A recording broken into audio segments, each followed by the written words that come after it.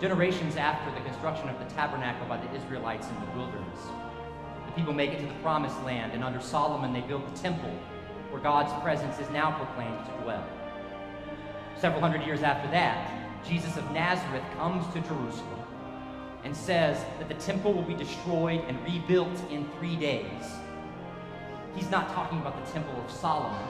He's talking about the temple of his own body. His body is the physical manifestation of God in the world, like that tabernacle was for the Israelites in the wilderness.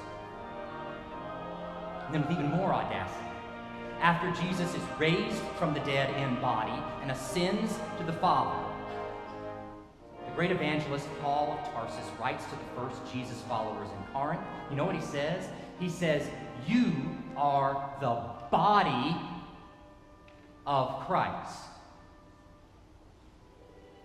He's not speaking metaphorically, y'all. We together are the physical manifestation of this God of the covenant to the world. We collectively are the presence of God to one another, a reminder of our sacred heritage and our calling, and we together are to be the image of God to the whole world.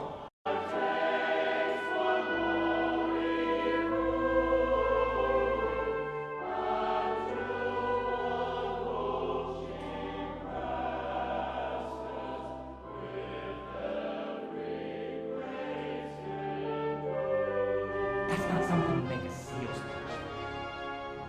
That's not something you have a campaign about. That's not something that you craft programs and activities around. It's a truth so deep, so powerful, and so incredibly necessary in these wilderness days in which we walk that you shape your whole life around it.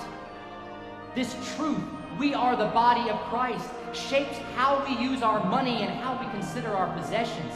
It shapes the use of our time and the activities we engage in.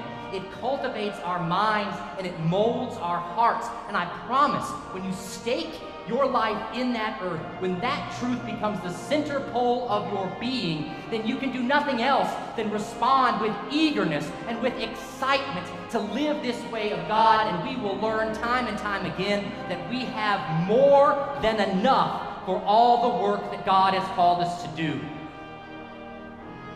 I promise this is not a sales pitch to try to reach deeper in your pockets.